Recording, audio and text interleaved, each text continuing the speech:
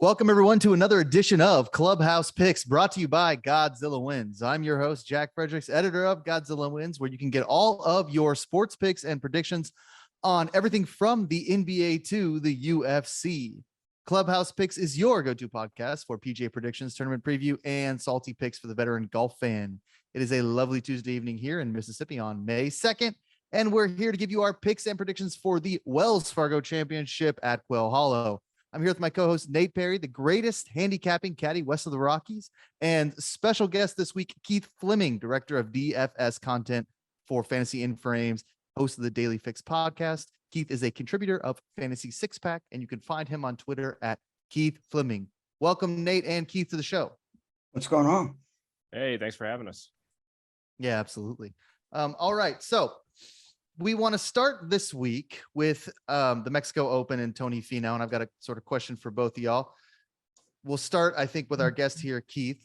So, Keith, Tony wins the Mexico Open in a pretty weak field, although he did beat Jon Rahm and some other players who are playing well. I know a couple things. One, you had a pretty good week. I don't know if you want to talk about that. You had a lot of those guys. And then the other question I have is, with Tony Finau playing the way he is, the win at Mexico Open, is this the year that he can finally get a major? Well, we did have a good week. I have an article every week for DFS plays up on Fantasy Six Pack, using only guys from the article. Ended up scoring, I think it was 626 points. It finished 393 out of a 59,000 entry. So obviously that was awesome. But I like Finau so much. Just the tweet that came out saying that, he was caddying for his son mere hours after winning a tournament. I mean, and if you've watched the documentary series on Netflix, like, he's just the most likable, genuine, good-hearted person you're ever going to meet. Having said that, I don't have a lot of faith that Finau is going to win majors. And it's not a knock against Finau. It's just the tour is so incredibly deep right now. And a lot of these guys that are better than him are younger. And it's going to be really tough. I think that you're going to see it's going to be a period kind of like the Tiger era, but instead of there being one guy that wins, a majority of the majors, you're going to have three or four guys of this young group, with the Schefflers and the Rahms and stuff that just really dominate the majors over the next 4 or 5 years, making it hard for Finau. He definitely has the game for it, but he's just not really consistent enough. But I hope as he keeps winning, it was impressive the way he handled it with Rahm being in the group with him this week, which at least is a sign that he can do that. I just, don't really like his chances this year, especially at the venues that we got coming up. Yeah, and you're right to point out the field being so deep. I mean, because we focus so much on the PGA, we tend to think of that field as deep, with Rahm and Rory and Scheffler and all those guys, Cantlay. But then you also add some of these live guys in the mix as well, guys who are playing really well, and guys who we probably aren't watching as often. I mean, it's a very crowded field for a guy like Finau to win a major. Not that he can't win it, but we have seen him struggle on Sundays to close things out. And with stone cold closers like Rahm, Rory, Spieth, Cam Smith, I mean, all these guys, Justin Thomas, it's hard to see that. Nate, you're a huge Finau guy. Can he get it done this year? I mean, I think he can. I do, and I think that because he's shown now. I mean, he's got 3 wins this season. He's shown now that he can close a golf tournament. And for so long, it was like, can Tony ever win? Like, can he do anything other than finish second?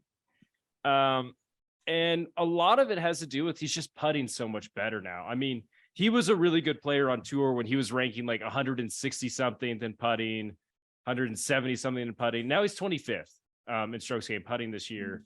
And I actually read an article this morning where he was talking about how he just decided he's like, I'm just going to putt like a normal person. I'm just going to putt traditional. I'm going to hold the putter the most normal way possible. I'm just going to have the most basic putter possible.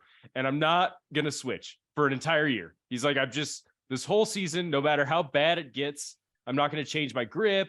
I'm not going to start doing weird stuff. I'm not going to change my putter. I'm not going to do anything else. I'm just going to commit to the style and just see if I can just like actually work through some of the flaws rather than just try and put a Band-Aid on it and be like, ooh, new putter, this is nice. And I think that it's given him a lot of confidence because he made some big putts on Sunday at times where in the past, I think that he wouldn't have. So from that perspective, I think that he's totally ready.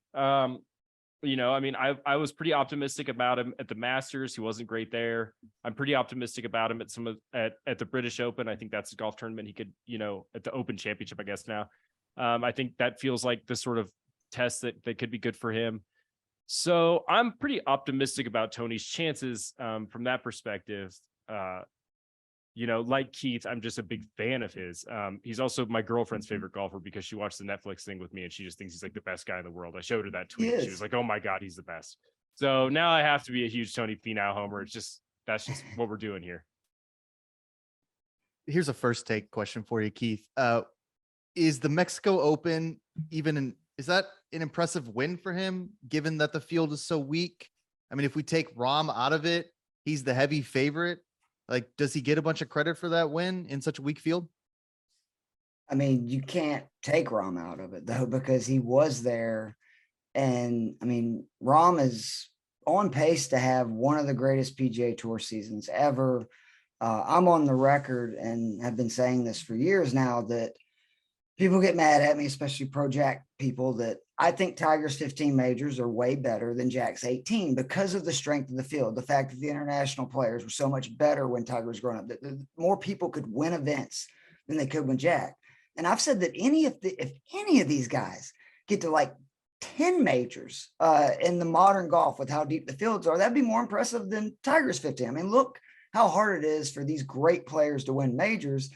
And then Rahm is ripping off wins like he's like Tiger in 2000. So I was extremely impressed. I thought Rahm was going to come back and win on Sunday. I really did. I thought that was almost a foregone conclusion. And it was really impressive. The Finau came out, he punched him in the mouth. I think he birdied the first hole and then he just kind of never looked back. So yeah, I mean, for sure, if Rahm wasn't there, it would not be an impressive win. But when it's unquestionably the guy in golf right now who is just been ridiculous this season, I think he still only has one finish that's not in the top 8 through like 9 or 10 starts, and he's got 4 wins. Like, that's extremely impressive. I think one of the things that I remember just sort of thinking this week on Sunday was, if Finau slipped a little bit, Rahm was going to go in for the kill. Like, all Rahm had to do was smell a little bit of blood.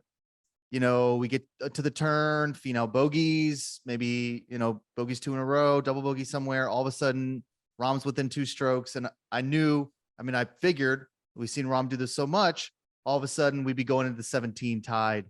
And it was really impressive. Nate, I don't know how you feel about this, but for me, it was really impressive to see Finau. I mean, he outshot Rahm on Friday, posted 5 under, Rahm posted 4 under. And it's not like he came into Sunday and just was like, okay, well, let me just par everything. I just need to shoot a 72. I mean, he shot 5 under. That was just, it was an incredible day for him. Yeah, well, he had to. Yeah. Yeah. Nate, do you feel like this was, do you feel like this was a major win for him, or not so impressive? I mean, I think it validates, his level of play, because, he had a couple kind of wins late last year, kind of summer, fall of last year, and sort of like pretty weaker field events. So I think this is validating from the perspective of like, he dueled with the best player in the world, and not just the best player in the world, like the guy. Like, he is that man right now. Like, Jon Rahm is the guy that everyone is afraid of. And if they aren't afraid of him, they should be. So like, from that perspective, I think it's huge. I mean, the field is weak, but to be pushed by Jon Rahm like that and to be able to come out on top has got to be huge. I mean, like, all the other 140 something guys, like, that doesn't matter because Jon Rahm was there. Jon Rahm plays his golf course well. He won there last year. He's coming off a 61 on Saturday. Like, he was hot. Saturday. Like, he was hotter than a house of fire coming into the final round. So the idea that Tony Finau knows that the best player in the world is gunning for him and can still like hold him off was just huge. you know. I'm hoping he can silence a lot of those naysayers who say that he can't close, because I think that he can. And I think that he probably will win a major at some point, because just if you're a golf fan and you watch him play, you can see just how incredibly talented he is. You look at the statistics, you see the same thing.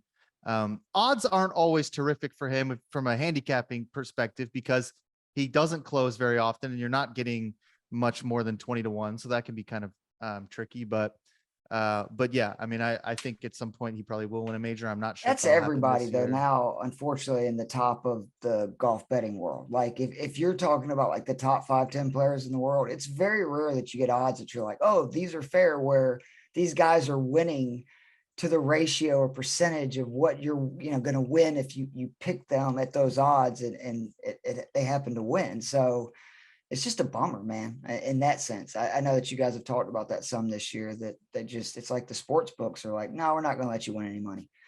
Right. No. Yeah. And it, like, if I saw Justin Thomas at 30-1, I think I would cry. You know what I mean? Like some of these guys like Cantlay, if you could get to 20-1 for Cantlay, I would be like, oh my God, I know he's probably right around there this time. We've talked a lot about what we call the Fowler line, which is like 65-1, because it's about where he hangs out. This week, 35-1. A lot of people are on him. Like in Fowler's prime, he was like 40-1. Yeah. Like the Fowler line used to be like 40-1 in like 2018, 2019. And now it's like, then we were like, 60-1. And now he's 35-1. Everybody loves Ricky this week. Bro, that's why I'm always like trying to talk myself into like Luke List, like 150-1.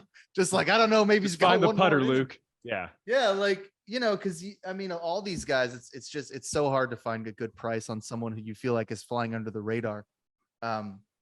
So difficult to do. So we'll talk a little bit about Wells Fargo here in a minute, but I do want to talk about Talor Gooch, who's been in the news a lot this week. Nate, why don't you give us a little primer on what's going on with Gooch? Yeah. So the PGA of America changed some of their qualifications, and they were only inviting, this was for, I guess, the US Open, but the PGA of America did this too, where it's basically like, if you were in the top 30 of the FedEx, then you were invited into the majors.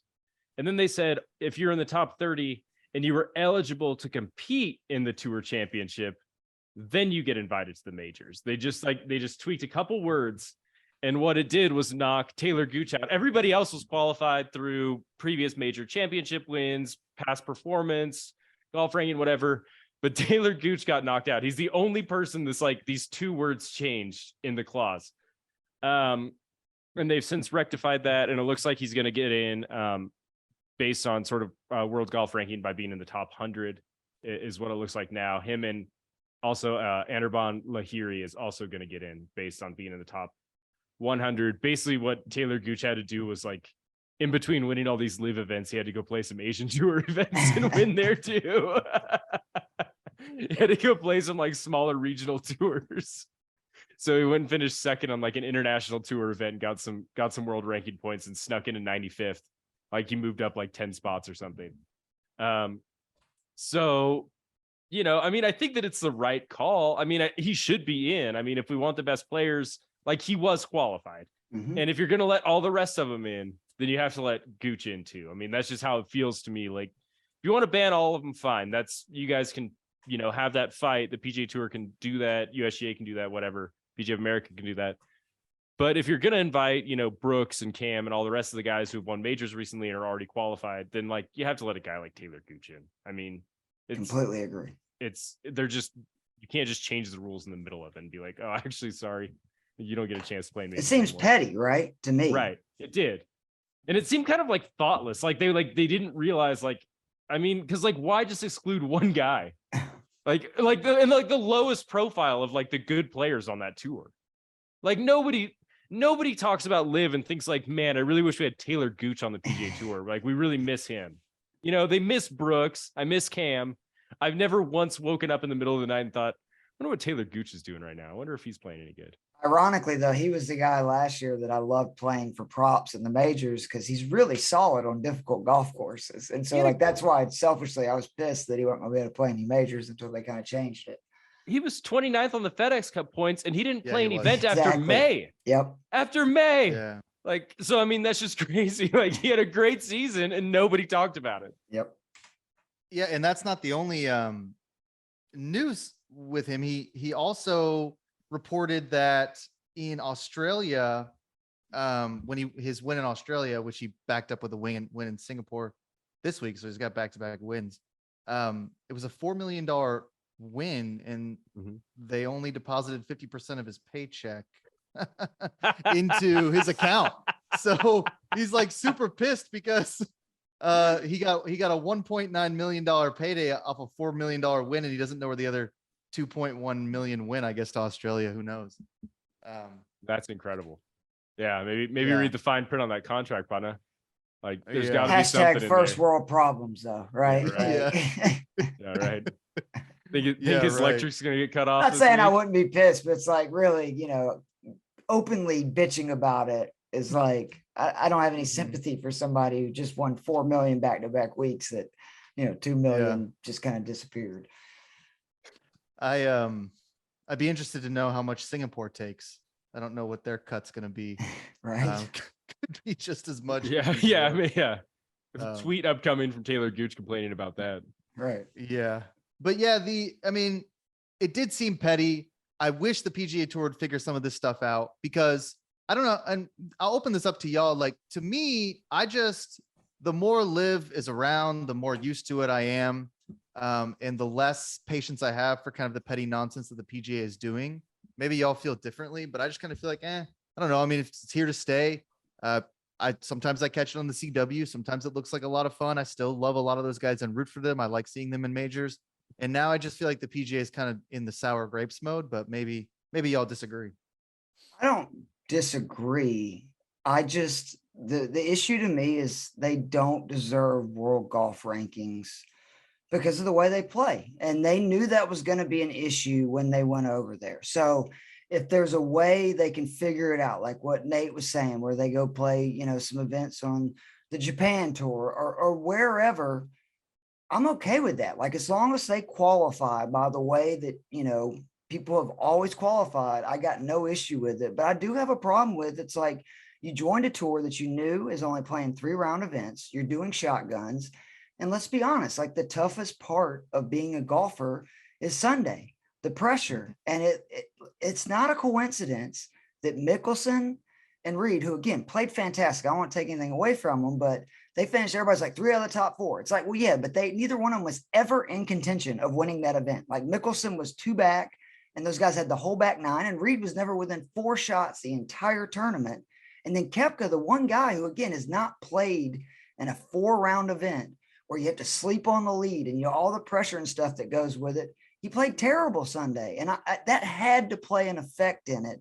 And that's why I don't think it's fair that if they're playing in 40-player fields that are 3 rounds, no cut, that they should get, the same or equal world golf ranking points as guys playing 4-round events with cuts. And it's just totally different. I mean, I agree with the world ranking points for sure. I mean, I guess I'm getting soft because for a long time I was team PGA Tour, like rah. And then the Masters happened and everybody kind of calmed down and everyone was like, well, it's not that bad.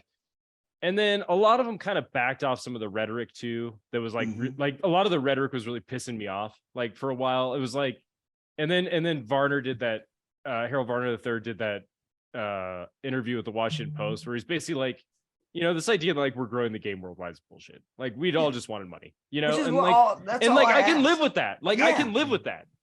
And the more that they're kind of just being like, yeah, I mean, like, yeah. And like, they asked Brooks in the press conference and they were like, if you weren't injured, do you think you would have gone to live? And he's like, I don't know, like maybe, and he was like pretty like non-committal. It just seems like they're a little bit more like their hackles aren't up as much. So like, mine and the PGA Tour players aren't as well, like, so I'm even getting to the point now, like, I don't know if they deserve world ranking points, but I'd even be at a point now where it's like, if you're in the top 5 for earnings for Live or whatever, and they just carve out like a couple special exemptions for them in majors, I'd be okay with that. Especially because some of the guys have, like Phil made the point the other day, I think he's in like the next 12 years of majors. because of, all that he's done and just by winning the PGA 2 years ago. So, I mean, I want to see him in there. I just want to make sure that they earn it fairly. And that's my issue, is like, because they knew the risks when they went over there. That I remember people talking about that, but when there was speculation that, well, what's going to happen with the world golf rankings? How are they going to qualify for these events? So they knew that, and they still wanted the money, which is fine. And that was my problem with in the beginning. But to your point, though, about Koepka, I've thought about this. This is the best case scenario for him if he keeps playing well in majors, because he didn't care about regular events anyway, and he admitted that. So if he's in majors because of what he's done previously, and then he just gets to go out and live and kind of, dick around, it's like Koepka's getting the best of both worlds, and I actually understand why he's doing it. Oh, 100%. Yeah. I have less of a problem with them when they're saying the dirty secret out loud. Like when they go in front of a camera or in front of a reporter and they say, the payday was too much.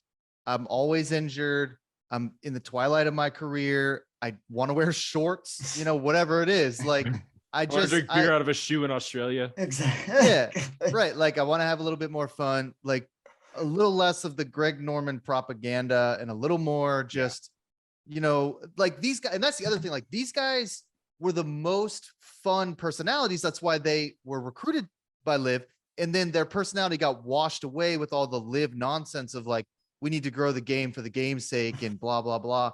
And it's like, I don't know, man. Like I liked Brooks because like he was kind of a dick all the time. Like if he could just do that, like again, I'll probably be all right with that. And yeah, he doesn't, I don't need him to qualify in world rankings. I mean, he's Brooks Koepka. He's got like 900 majors. Like, yeah, he'll finish top 5 or top 10 and get his own qualifications anyways. Like he'll be fine. Like, yeah, the only thing that I worry about with Liv, and this is probably like a down the road issue, it doesn't really seem to be like a right now issue, is that they signed a bunch of young kids and they kind of seem to be going after like young international talent, especially. And they've been trying to kind of poach some college kids.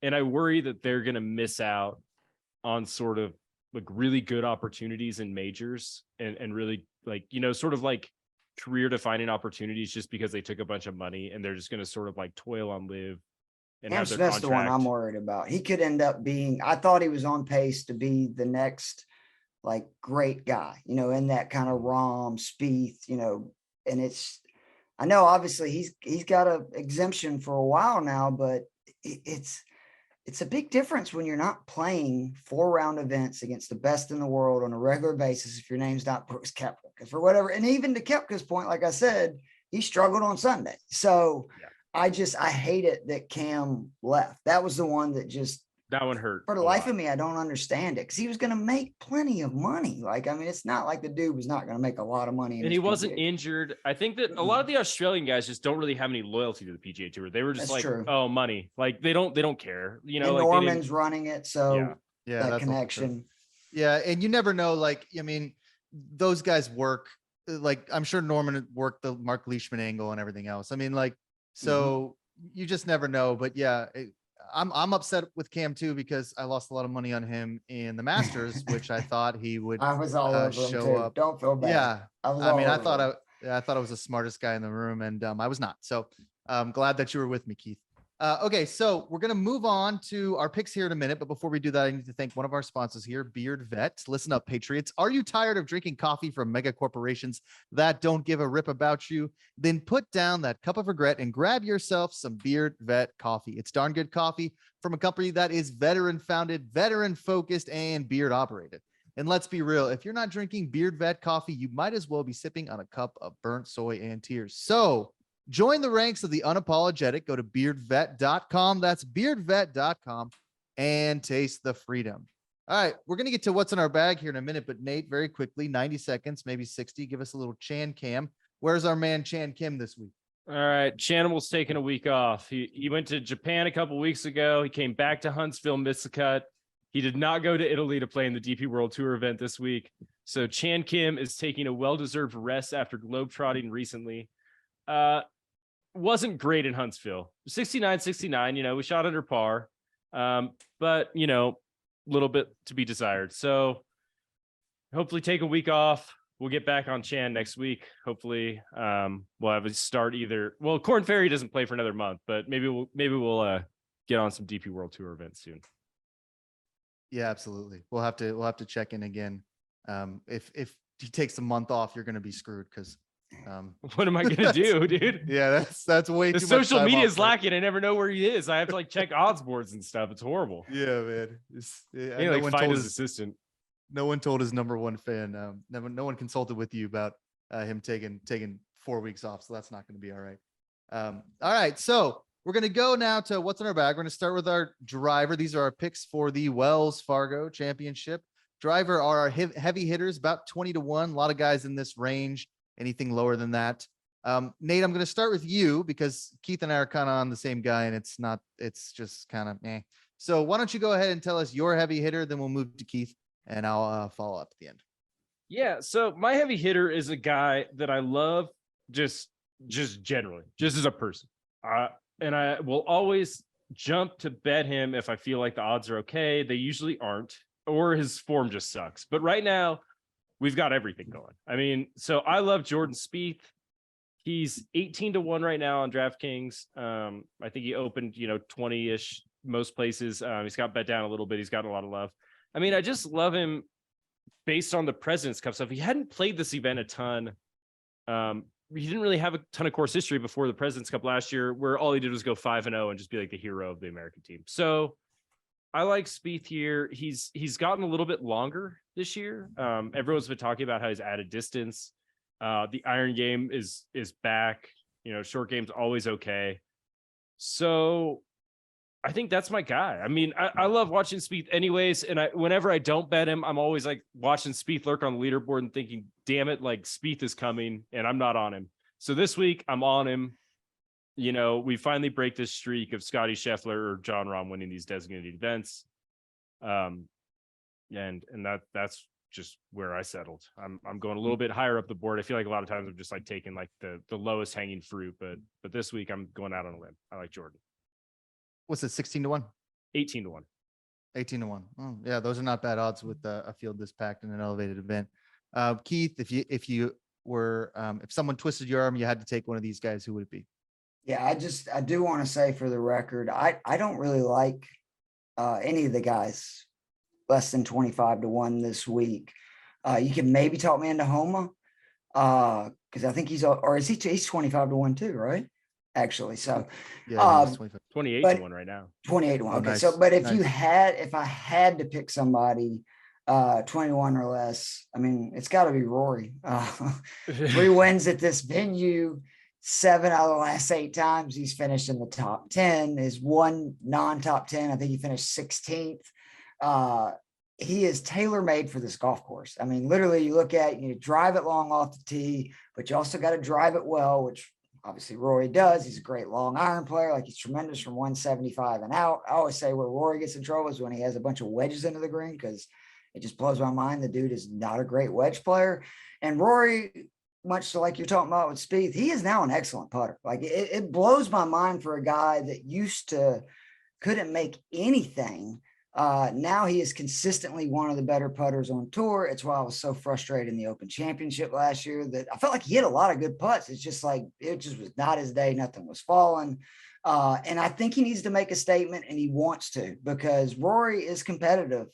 And Scheffler and Rahm have kind of, taken the reins. And this is a chance for him to get his swag back without having to beat those 2 guys. So I actually was surprised 7-1, to be honest, because if you look at it, I mean, again, he's won here 3 times. His track record's unbelievable. And it's a big deal. Like we were talking about Scheffler and Rahm in an event. I don't want none of it right now. Like with the winners, like I'm only betting so much because they're just probably going to win. So if I had to take somebody, it'd be Rory 7-1. Do we worry though about like Rory, like, sorry to just jump in here, but like, do we worry about the last couple events that Rory's played, especially him just sort of skulking around Augusta National, being frustrated and looking like he wasn't terribly in it, and then skipping the RBC to try and get his head right? He said he had some personal stuff going on. So I wonder if, the break has been good for him. And one thing I like about Rory is he tends to play well when he has kind of a long lag off, where a lot of guys really struggle in that first round back. Rory has a history of kind of doing the opposite and playing really well. And again, I'm not saying that, I'm all in on it, because obviously, like, he's not even on my betting board for our show tonight. But if you're telling me I got to take somebody 20-1 or less, this is literally Rory's course. He owns the course record. He actually owned the course record at 62. Then he went out on the course record at 61. He has the widest margin of victory at this venue. If there's any place kind of to get it kickstarted, I would think it would be, here at Quail Hollow. Yeah. Yeah. And I mean, again, it's kind of like semantics, because like none of us are really recommending that you take Rory and put him on your betting card. We like to do this segment, Keith, just because we hate talking about any handicap, any of these guys, without talking about some of the best players in the world. Yeah. But yeah, I mean, like, I guess I don't worry too much about his headspace, just for the reasons that Keith outlined. His strokes gained putting, he's 174th on tour right now, but he did have like a pretty rough Masters, if I'm not mistaken. When it came to putting, he just really struggled on the greens. But at Quail Hollow, I mean, his strokes gained, putting, he's still in the positive. It's averaged out over the last couple years, and he's just, tee to green. I mean, averaged out from 2017 at Quail Hollow, tee to green, he's 2.28 up on strokes gained. I mean, that's so far ahead of everybody else, except for Victor Hovland, who only has one start. So like, I mean, Rory's been playing here forever. So it's hard not to at least consider him. And I think 7-1, like you said, I was thinking more like he might open at plus 450 or something, a little bit shorter, especially without the other two. But yeah. So I mean, he was 7-1 at Augusta when it opened with Rahm and Scheffler in the field, which was nuts. Yeah. And yeah, I mean, I think in a field like this, in a course like this, if we're all sitting there on Sunday and Rory wins, none of us are going to be surprised. It's just that none of us are going to make any money. I think I'm going to be surprised. I mean, I feel like really you guys are falling in love with the idea of Rory, not like Rory as he's played lately. Yeah. So, I'm the lone dissenter. So what, you're worried about the Master getting cut at the Masters, getting cut at the Players? Yeah, I am. I mean, versus guys that are like actually playing well. Yeah. Like versus guys like Cantlay, who's been playing great, Finau, who just won last week, like Xander, who's been like a top 10 machine, like Hovland, who's been amazing. Yeah, like I but those guys never win is the issue. Right. Yeah. Yeah, really. All right. Fair enough. Yeah. We're trying to pick winners. And I always say that because like I get frustrated with them, but me and Alan talk about this all the time. Like with their odds, it's like, how often do Cantlay and like these guys win? They never freaking win. Xander is one of my favorite golfers on tour. Like they don't win. They're great for prop bets. And I do recommend if you get decent odds on them, but like at least Rory wins a good bit. You know what I mean? Spieth, even though I know he's only, he should have more wins in the last 16 months, but I think there's going to be a real spurt coming for him because just all signs are he's really close, but historically Spieth wins a lot, and you just, to me, that's the difference. That's why I do like Spieth a lot at 18-1 is that's right around the range where even though he hasn't seemed to be able to win some tournaments, you think he should, or he's just right there always. And he does pick up wins. Yeah. Well, we'll see, those guys short odds. I think Spieth is if you're going 20-1, Nate, I think that's a great pick. If you had to twist my arm, I'd take Rory. I'm with Keith on that one. So let's go to, I think, our most fun category, especially for an elevated event like this. These are the irons. These are those reliable guys who can win on tour 20-40-1. I mean, guys that we bet a lot because we're confident in them. Keith, I'll start with you since you're our guest. In the irons range, who do you have? So for me, it's all about Jason Day, 25-1. He's won here, which is obviously huge. I love picking guys that have won at an event before, but I don't think enough is being made about what Jason Day is doing right now, because we need to remember this guy was the best player in the world. I know now it's been 7 years ago since he was kind of at that peak, but he had some injuries, he had some health scares, and he just seems to be getting back to the guy that I remember in like 2015, 16 being like, whoa, this guy is going to be a problem for the next decade. In non-major events in 2023, been in the top 20 in every event, top 10 in 4-6, finished no worse. And this is the big one for me. There's 3 comp courses I really looked at because they've already played them this year. And that is Bay Hill, Riviera Country Club, and Torrey Pines, which are similar golf courses. He played all 3. His worst finish in it was 18th. In his last 5 events, this is, I mean, just like really great numbers. He's gaining 5.2 strokes tee to green on the field, 1.5 off the tee, 2.9 around the greens, and 3.5 putting. His win's coming. I almost went with Fowler here because I am that sucker that I am on Fowler this week. I think that he is really close, and I like what I've seen. I love the swing change he's made. His irons are getting back to where, and he's hitting the driver well. And actually, Fowler has not putted great until the last couple of weeks. That's why I think the best is yet to come for Fowler. But Day is there right now. Like everything looks great. And again, because he's won a good bit on tour, yes, it's going to take a minute for him to get that first one. But I think with all these good finishes this year, he is in position for it. And I would not be shocked at all if he ends up getting that first win in a while this week on a course that he loves. And I mean, everything you want at this course, he can do. He can hit it a long way. He's a really good long iron player. He's great around the greens. He can putt. I love Day at 25-1. And he can close in a field like this. You want someone on Sunday, I think. I mean, like you said, he's won here. We know he can close. I was all over him at the Players. Because I'm right there with you, Keith. I remember Nate and I talked about this at the Players. I thought, Day's game is coming along. And for a while, I mean, this event, his odds are a little shorter, but for a while he was hovering around the 35, 40-1, thinking, man, Jason Day playing the way he is, putting the way he is at 40-1. You got to be kidding me. But of course, the injury concerns, the age, everything like that comes into play. This is an elevated event. So we'll see. But I think I've been all over Day a couple times this year. Then he doesn't do what I need him to do, and I get mad at him and I say I'm never going to bet him again and get off him. But yeah, I think that Day is a really dangerous player here. And I think all of us would love to see him get that win because we're all golf fans, and just like Spieth and just like Fowler, they seem like great guys who are good for the game. And I want them to succeed because they were the 3 that looked like that they were going to take control of the PGA Tour like 7-8 years ago. And for different reasons, they've all had their legitimate struggles, and I just love that they've kept grinding and working hard. And I root for all 3 of them now, week in and week out. I'm never mad when any of those 3 guys find success.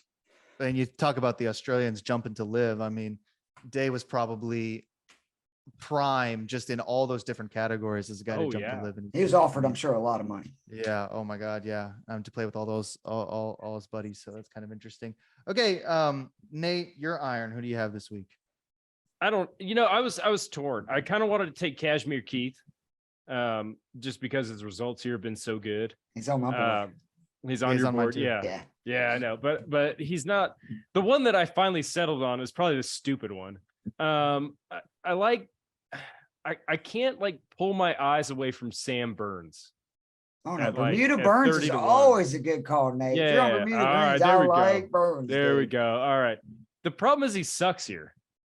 He's not really ever played well at this course, and he went 0-3-2 at the President's Cup. His other, he's played here a couple of times, has not been good. But yeah, all right, Bermuda Burns. He's won 3 times though since that President's Cup. So I think it's fair to say Burns has hit another stratosphere since that President's Cup in 2022. And I think he's at a new level after winning the match play. I think that he's sort of really sort of elevated his game. I mean, taking down, Scotty on his way to winning, had to be huge for him. And boat racing Cam Young.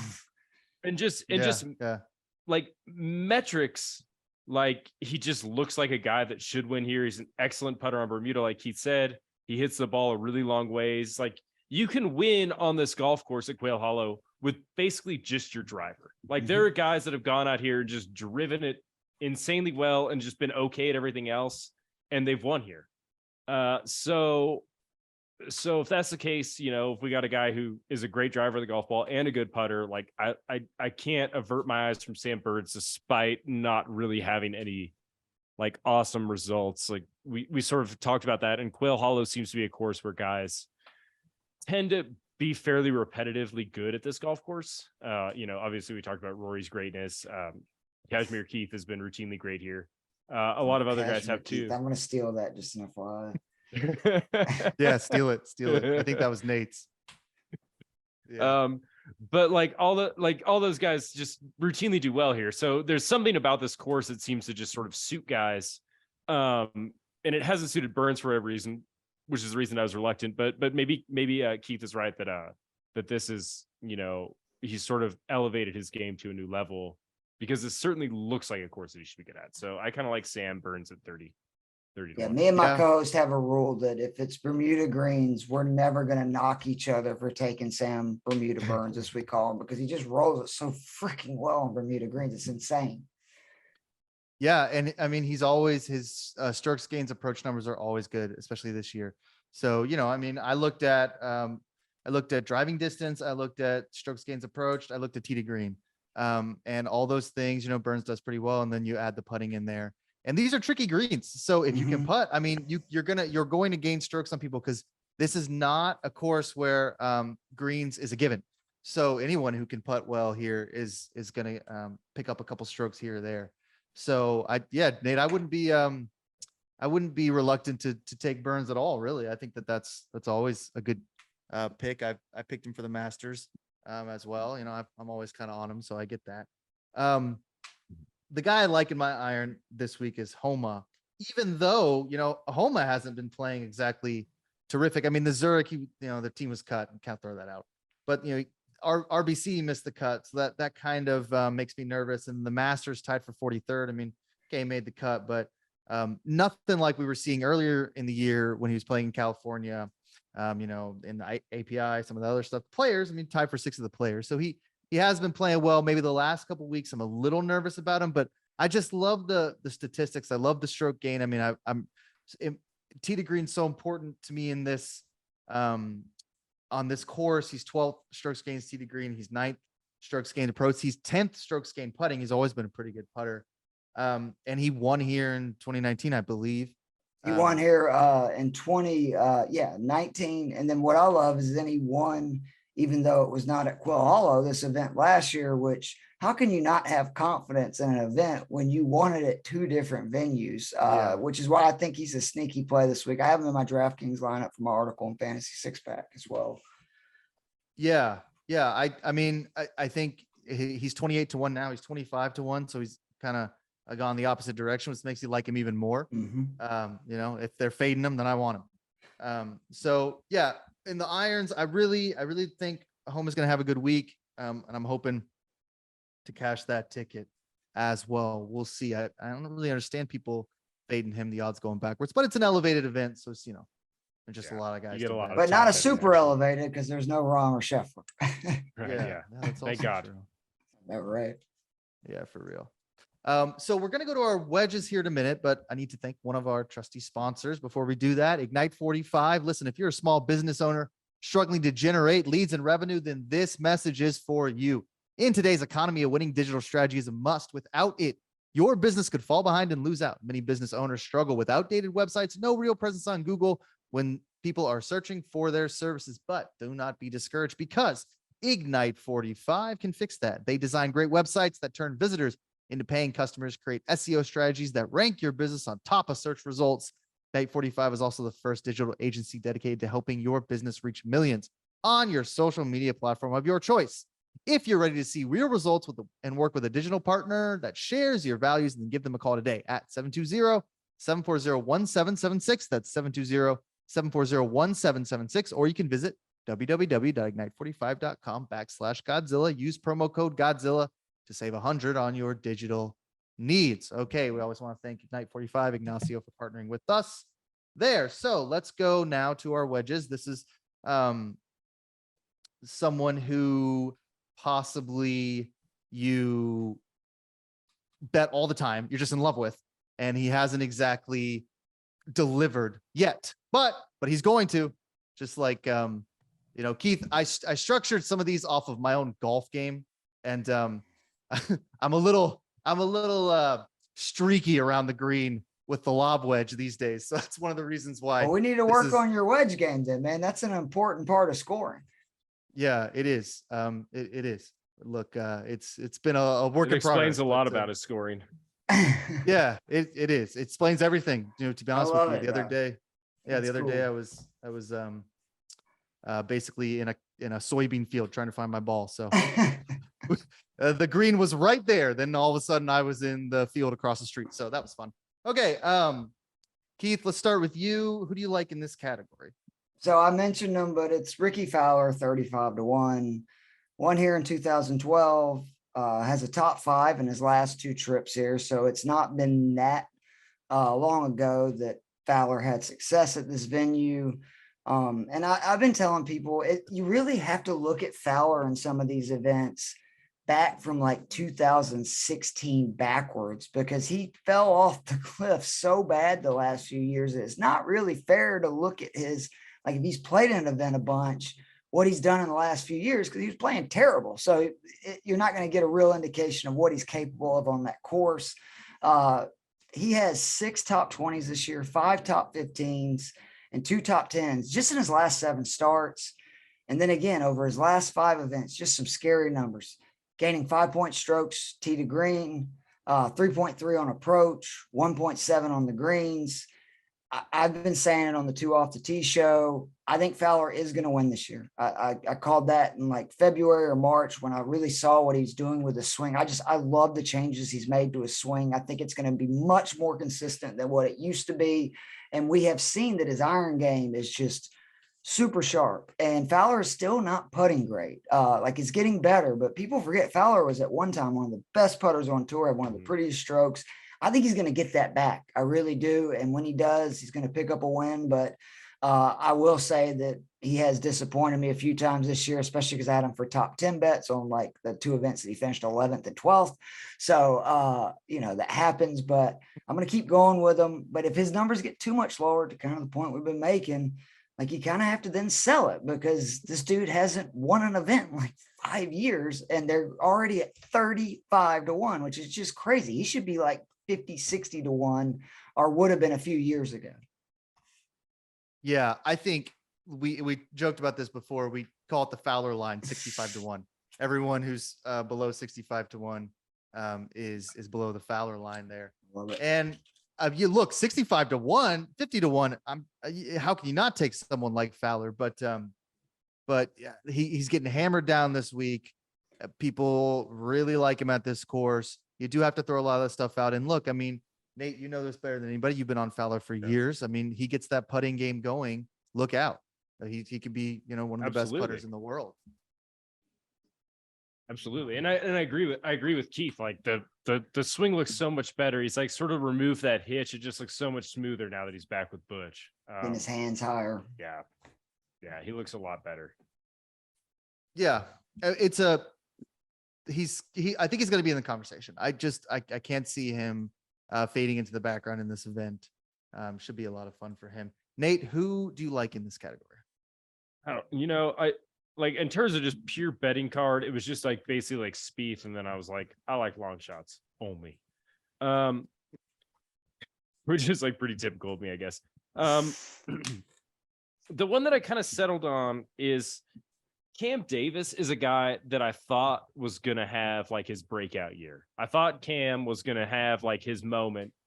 And it seems like what I read online is that he had an illness. Reading between the lines on his illness, it looks like he just maybe wasn't in a really great headspace for a little while, because he missed a bunch of cuts to start the season. He missed like 5 cuts in a row. But now he's bouncing back and his results have been really good. He kind of just emerged from nowhere. He hadn't made a cut since the Sony Open. And then he just bounces back at the Players and he finishes tied for 6th, tied for 17th in match play, misses the cut of Valero, but who cares? Like that's just a tune-up anyways. And then he finished tied for 7th at RBC Heritage. So the results have been good. And the numbers are just good for me. Just like looking at it, he looks like a guy that this course suits. We've sort of alluded to it, but like Longshots can win here. This isn't a course that just caters to favorites. There are certain courses that just seem to. This one doesn't seem that way. Like Derek Ernst has a win here. Homa had a win here as a big long shot. There are guys that can win here as deep, like dark horses. So Cam Davis at, the 125 to 1-ish range, which is sort of where he's sitting right now, like feels reasonable to me to throw some like beer money on, or like pizza money. He's 80 to 1 now. He's kind of gotten bet down a little bit. I got him at triple digit odds, but he's 80 to 1 now. But he's 15th in strokes gained off the tee, despite all those bad results. The approach numbers are okay. The tee to green numbers are great. Just generally, it's just been the putting that's held him back, but he's plenty long on this golf course. You have to be long to win here. That's like the one thing that you have to be a longer hitter. So when I'm looking at it, and he's great from approaches over 200 yards, which is a stat that's super important here because the par fours are so long. So Cam Davis, I guess, is my wedge. I haven't bet him a ton this year, so he's not a guy that like I bet a lot and he doesn't win. That's reserved for like Seong-Hun Kim, but who I also bet on this week. But I like Cam here. I like Cam Davis at 80 to 1. Yeah, long shot. I hear you. Long shots. We talked about Cashmere Keith a little bit. That's my guy in this category. Yeah. Keith Mitchell this week. Yeah, 60 to 1. Tee to green 30th on tour right now. Approach is a little rough, but it's not necessarily something that you have to be succeeding at all the time here. It would be nice if your approach is, like we said, 175 yards and out.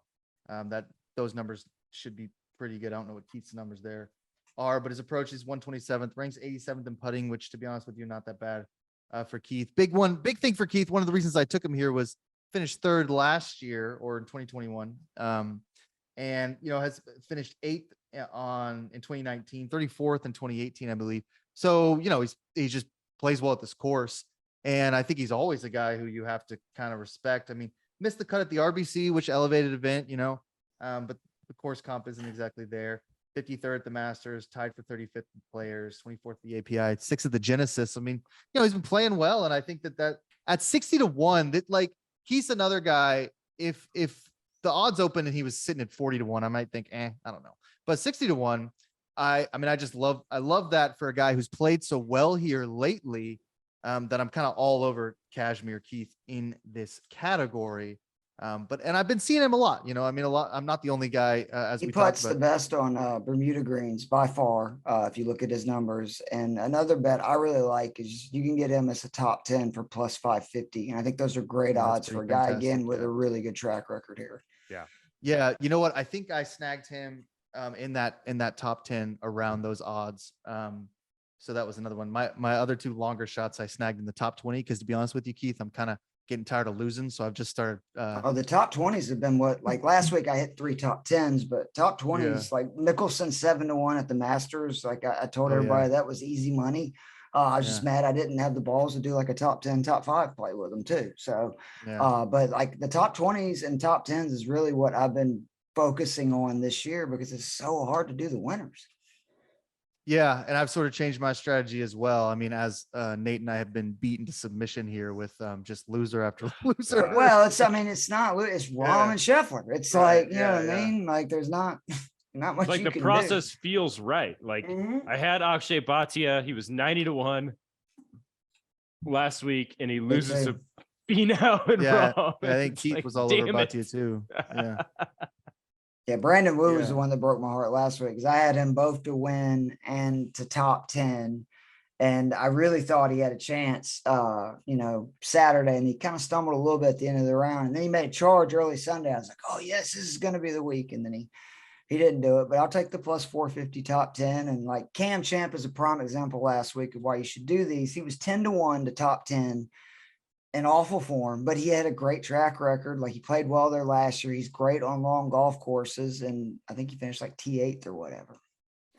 Yeah, and you can find those guys a lot. I mean, if you're doing this every week, or you're listening to us every week, you find those guys. Like we're we're early on a lot of people because we focus so much on this.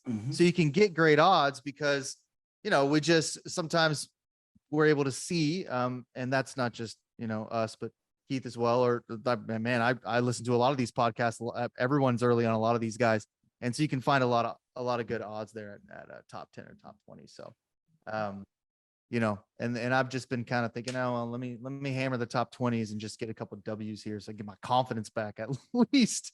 It's like, after a torturous college basketball season as well, it's like, man, maybe I just start playing the stock market again. Who knows?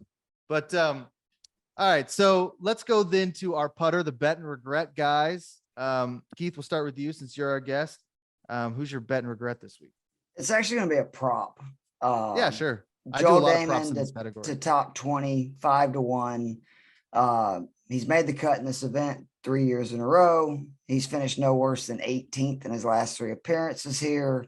I know you're going to see miscut last year. Remember, that was not at Quail Hollow, so that doesn't matter. But he has, like, I was really big on Damon last year. I won a lot of props with him. And on these venues that he's had success at, I've been trying to do it this year, and he looks fat and happy, to be honest. And if you watch the Netflix show, he's literally fat and happy. So I just love a guy that says somebody's got to be the 70th player in the world. So, but this is a venue where, again, you're getting 5-1 odds on a guy that is in 3 straight events at Quail Hollow finished top 20. So I think that's a good play, but I'm sure it's probably going to screw me. I played it as well. I played Damon top 20 because I think that he has top 20 mentality and he plays well here. And you're getting pretty good odds. I think I got 450, maybe something closer to 5. But yeah, for a top 20 guy, I mean, he's a guy who's just T18 is real. It's always in play, I think. Pretty good. Yeah, a lot harder to talk myself in the 130 to 1. So I'm right there with you. Nate, bet and regret. My love for East Asian players is well documented on the show. That's why we got the Chan Cam. It's why I feel like I just do this every week. And I just I don't even know why I want to do it anymore. Like, why do I still keep betting on SH Kim? Like, I'm just enamored with this game, and he's always like 1,000,000 to 1. And I'm always like, that's worth a few bucks. Like, he hits it a long ways. Like, the stats look right to me. Like, he's 36 in stroke skate off the tee. He's 18th in putting. Like, it looks like he should be better. And he's 200 to 1. And I think, why not? And then I watch him hit his irons, and I'm like, oh, now I remember. But so like, I guess SH Kim, I bet him every week. Like, I don't even know if it's bet regret. Like, this could have just been my wedge. Like, I just bet this guy every week and he loses. But now it's been so many weeks that I just feel like I regret it now. I'm like, he's just not ever gonna win. So are you excited about Tom Kim then? Because I mean, the kid's 20, like, he was younger than I all love the Tom. amateurs at the Masters, and it's like this. I didn't realize he was that young. Like, holy cow. 20. Yeah. Yeah. No, I love Tom. I love all these guys. My love for Korean golfers is just unmatched. And Japanese, I love all of them. They're just my favorites. And like, SH Kim's a little bit different than a lot of those guys. A lot of those guys are like really good iron players. Seong Kim is not. But I can't quit him. I bet him. I just instantly was like, this money I'm never going to see again. Like, I work hard to make money, and then I just bet it on SH Kim every week and lose it just slowly at a trickle. Yeah. You don't work that hard, but all right. Yeah, well, all right, okay. All right. You do work. We'll save that for our self-help podcast. Yeah. Yeah. Look, I mean, I hear you. I listen to you say it every week. So I hope one day it works for you. You knew it was coming. Yeah. Good luck. My bet and regret guy is, I think, just the squarest bet in the world, although maybe I'll be wrong. Emiliano Grillo. Yeah. Got that too. Yeah. So, 100 to 1. I don't like, so the reason I'm regretting this, and I took him top 20, and I'm probably taking him outright too. Take top 10 plus 850. That's the one I really like. Oh, that's good. Yeah. Yeah. And think about that. Maybe I'll take him. Yeah. those are great odds for him. After two top 10 finishes, Mexico top T5, RBC T7, RBC's elevated event, crowded field there. Playing RBC's really also well. a great event for him.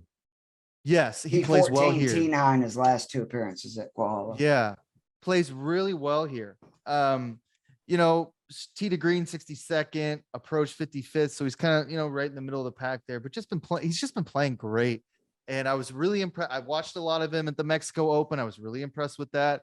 You know, the RBC is a difficult course. So long as, you know, the flat stick doesn't fail him, I think that it fails him all the time. Yeah. Well, you know, one day it's got to work. But as amateur golfers, we understand that. So yeah, you know, right, I'm not hating on anybody that can't make a putt. Yeah, for real. So yeah, I mean, he just, I think his form is there, and you know, 100-1 for an outright feels right to me, even in an elevated event. Definitely like that plus 850 at top 10. I took him, you know, plus 525 or something at top 20.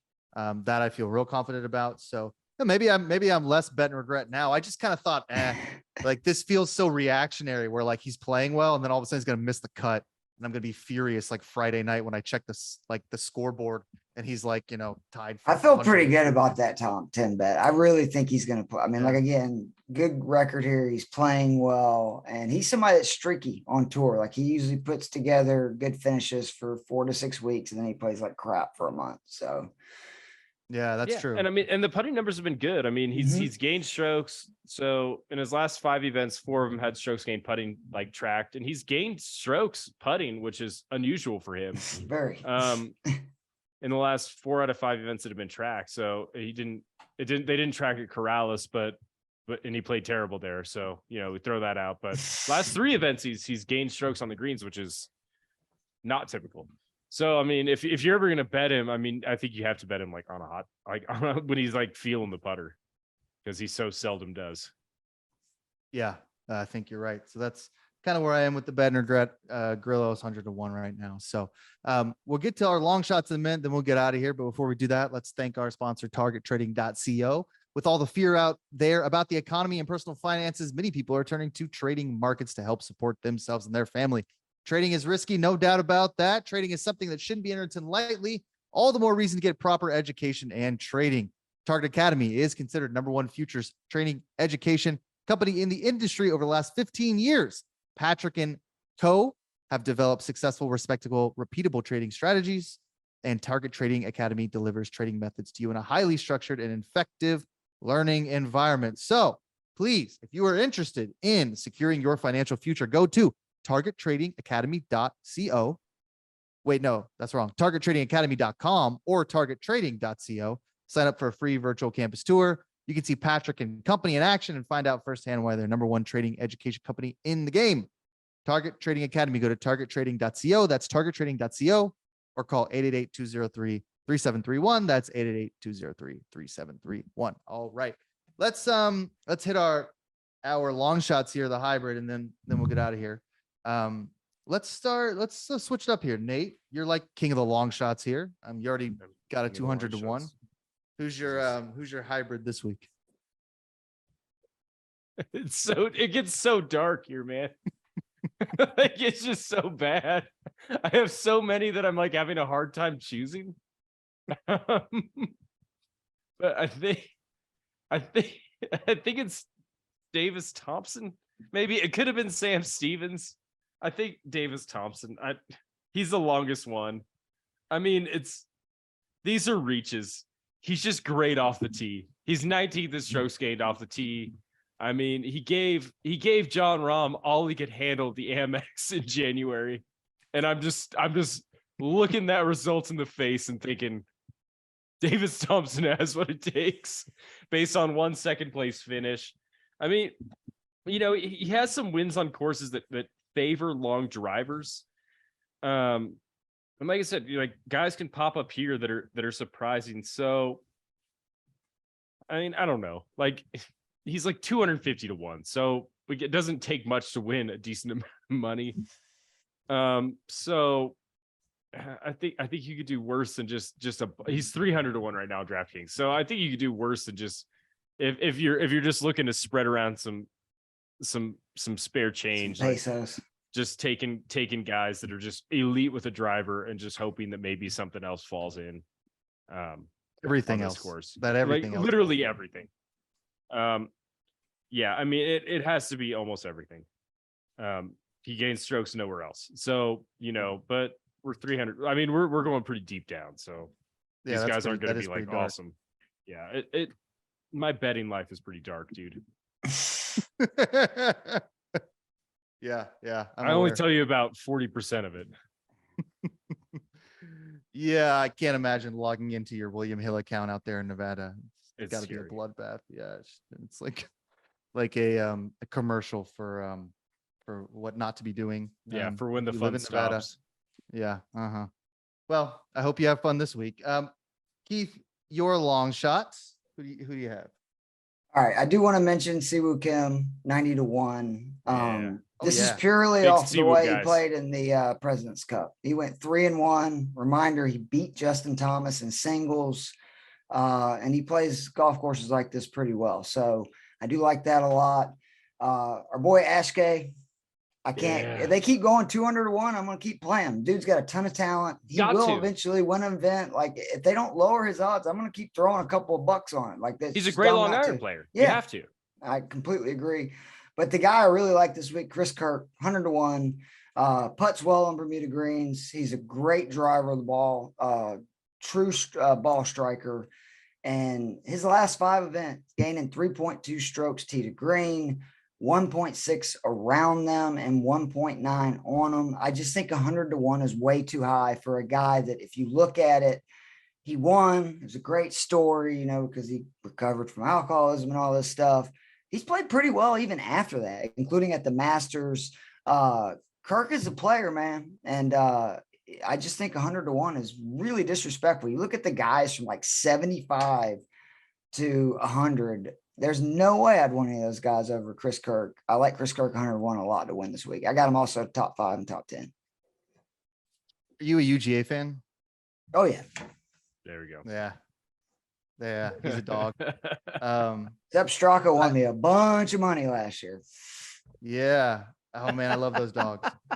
I've got a huge Harris English problem. So I'm right there. Yeah, I quit the Harris English this year. Basically, last year I dabbled in it, and he's the one I've kind of given up on. Brian Harmon's another one that I know he occasionally will play well, and this is a good venue for him. But I'm just like, not doing it. Yeah, Russell Henley. I mean, there's so many of them, but yeah, Kirk. I love that win. You're right, great story. And I was on him a couple events after that. Just kind of his odds snuck up a little bit. I can't really justify it, but yeah, 91. I think that's a great bet. And 100 to 1. 100 to 1. Yeah, that's right. I think when you're in that range, you're right. My guy is, we talked about it a little bit, but Joel Damon, same thing. If I'm picking just around there, just based on his success at this course before, 18th in 2021, second, I believe, in 19, 16th and 18. So he plays here really well. Long history. Tee to green, he's 26. That's really the stat I'm looking for. Cut at the RBC, so that's not great. Punta Cana tied for. I mean, the mercurial results here for Joel Damon. Although he, again, we've talked about that. He's a little kind of fat and happy, just kind of how he is. Top 20 is a better pick for him. But we're talking long shots, 130 to 1. You never know. You just never know with guys who play well at a course. Some of these guys we're talking about who play well at a course are going to continue to play well. So I like him a lot too. First round leader.